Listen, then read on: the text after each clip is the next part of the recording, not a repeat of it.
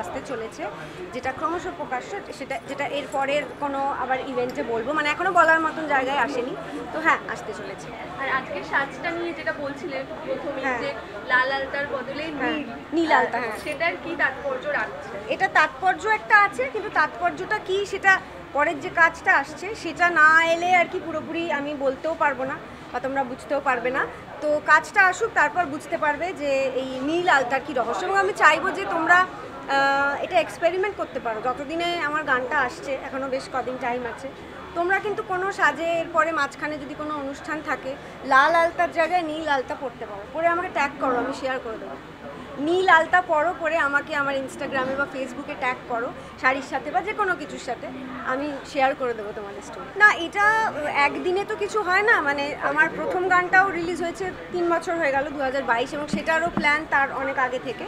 তো একদিনে করে এই প্রোডাকশানগুলোকে নামানো যায় না, এর প্ল্যান অনেক দিনই থাকে। তবে হ্যাঁ, শ্যুট হওয়ার হয়তো 1 মাস কি 2 মাস আগে থেকে বাকি সব কিছু ব্যবস্থাপনাগুলো করতে হয়। বাট একটা কাজ করব বা তার কি কন্টেন্ট হবে, তার কি গল্প হবে, সেই ভাবনা চিন্তাগুলো অনেক আগে থেকেই থাকে।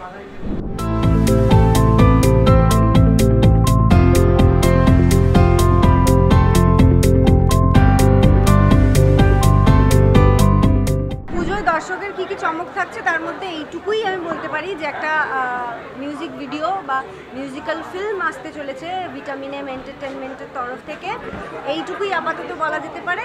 আর কিছু অ্যাকচুয়ালি প্রোডাকশানটা তো চলছে সেই 2022 থেকে, মানে ভিটামিন এম যবে থেকে এসছে তবে থেকেই চলছে। আনঅফিসিয়ালি চলছিল আর কি, নাম কিছু আলাদা করে ছিল না, কিন্তু এবার অফিসিয়ালি নামটা হলো ভিটামিন এম এন্টারটেনমেন্ট।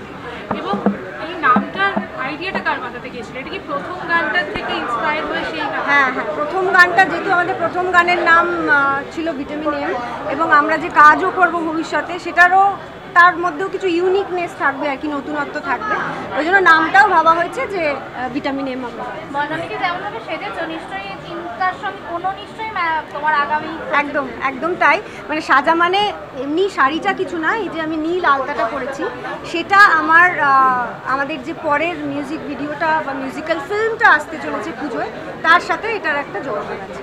তোমার পাশে যিনি দাঁড়িয়ে আছেন খুব কম কথার মানুষ এবং কাজের বেশি মানুষ, আমি একটু জানতে চাইবো যে কাজের ক্ষেত্রে কার কথা, মানে কে বেশি কথা বলে এক্ষেত্রে, মানে ওই ডিসাইডগুলো কে বেশি করে?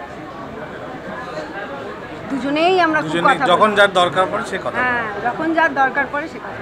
দর্শকদের আপাতত এটাই বলতে চাই, যেটা সব জায়গায় বলছি, যে তোমরা চাইলে ব্লু আলতা পরতে পারো, দারুণ লাগবে দেখতে, এবং ছবি তোলো, ভিডিও বানাও, আমাকে ট্যাগ করো, আমি শেয়ার করে দেবো তোমাদের ছবি। Thank you.